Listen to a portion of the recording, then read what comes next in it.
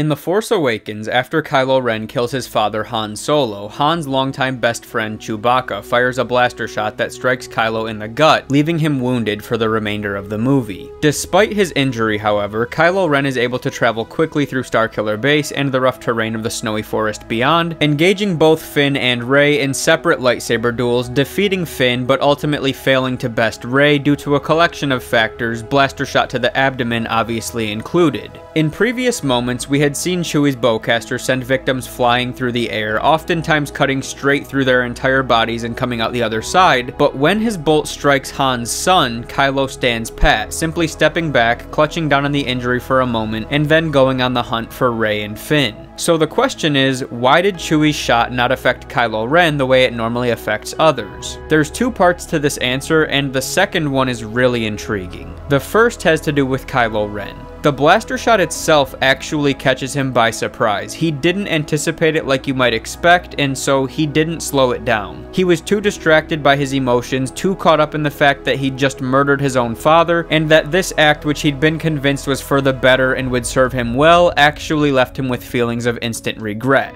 The Force Awakens novelization explains that Kylo didn't even hear Chewbacca's tormented roar and didn't sense the blaster shot until it struck him. But the Last Jedi novelization expands on this, explaining that when the bolt did hit, Kylo immediately contained its energy with the Force as if it was an instinctual reaction and stopped it from doing much more harm than it could have. Now, that's not to say that the bolt didn't still affect him, because it certainly did. Kylo was hindered significantly in his duel with Rey, both physically and emotionally, and continued to feel that pain into the events of The Last Jedi. But his powerful connection to the Force certainly spared him from sustaining a much more significant injury. But the other reason Kylo was able to survive is explained in another book titled Skywalker: A Family at War. Now, this is a little more speculative. The book doesn't outright say this is for sure what happened, but the inclusion of this depiction within the book indicates that it probably did play a role, so here it is. To add to his emotional injury, Ben was physically wounded in the firefight that ensued, as Chewbacca fired his crossbow blaster at the villain who had killed his friend. The bolt hit true, penetrating the thin armor covering Ren's abdomen, but only grazed his flesh. In more than 200 years as a warrior, Chewbacca was a very good shot. Either he missed in his grief, or he could not bear, even after witnessing Han's senseless murder, to bring himself to execute what remained of the child he had once held in his arms, when Ben Solo was just a little boy who needed his Uncle Chewie to protect him.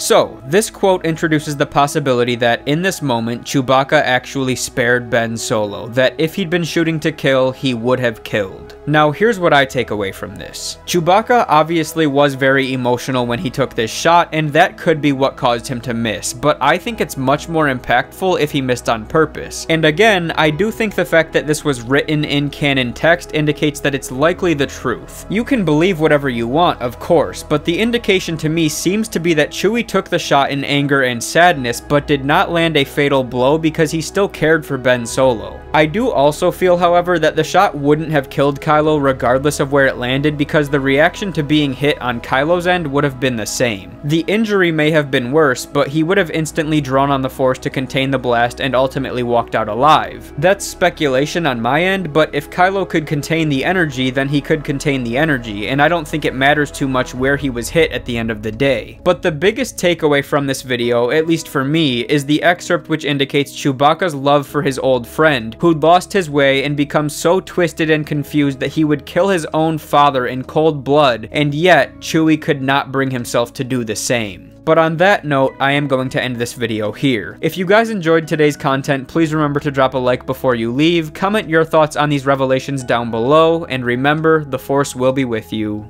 always.